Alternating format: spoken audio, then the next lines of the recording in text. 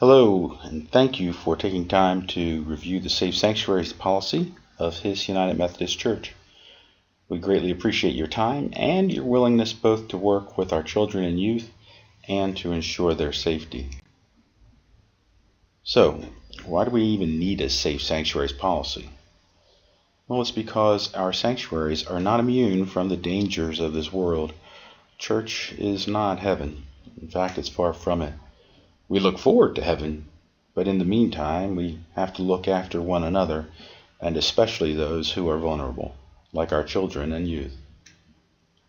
And remember, our number one task as Christians is to love God and to love our neighbors as ourselves. Loving our neighbors means ensuring their safety. This is why a Safe Sanctuaries policy is so important. Now you might be asking yourself, what good does a policy do? Well, first off, it makes a statement. It's a statement that we are a community of faith that has a high regard for the safety of our children and that we will not tolerate any violation of that sacred trust. In making such a strong statement, the policy serves as a deterrent.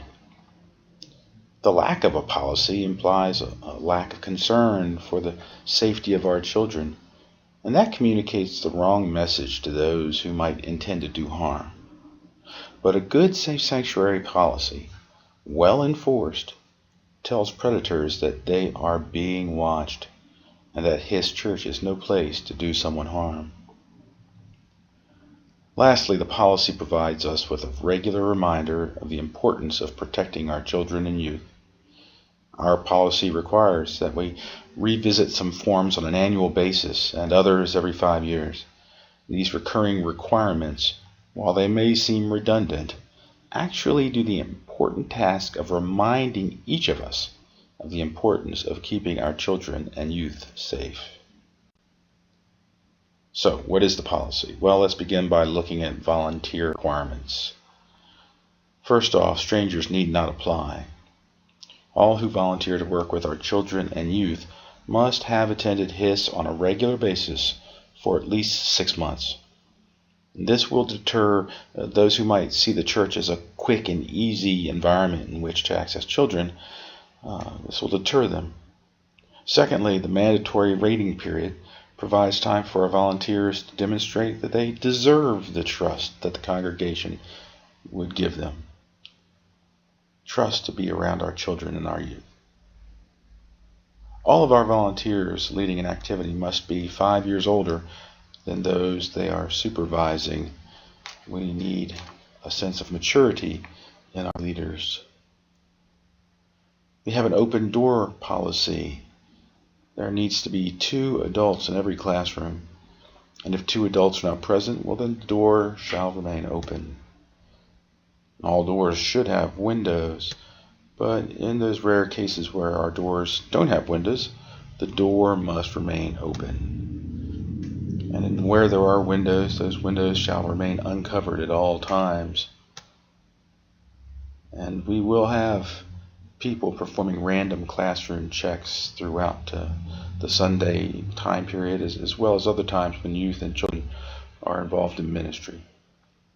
Now, as far as driving goes, we require proof of car insurance and a driver's license number from anyone who would be driving our children and our youth. Driving records will be checked. We want to ensure that those that are transporting our children can do so safely. In addition, we perform background checks here at HIS. We check national, state, and local criminal records. In addition to that, we look at sex offender registries. We will also verify your social security number, and we'll repeat the background checks every 5 years or after any significant disruption of service. Of course, all this requires a certain submission of information from you, and that's done through our volunteer or employee application. It's also done through a background check permission form. Every year, you'll be required to complete the conference's sexual misconduct questionnaire. And we will require 3 reference checks, 3 references from you. All these forms are available on the website, and I encourage you to download them and fill them out and turn them in at your convenience. In addition, our Safe Sanctuaries policy has recently been updated to include an addendum covering how we would deal with convicted sex offenders. Obviously, the kingdom of God is a place where all are welcome, and that includes His church.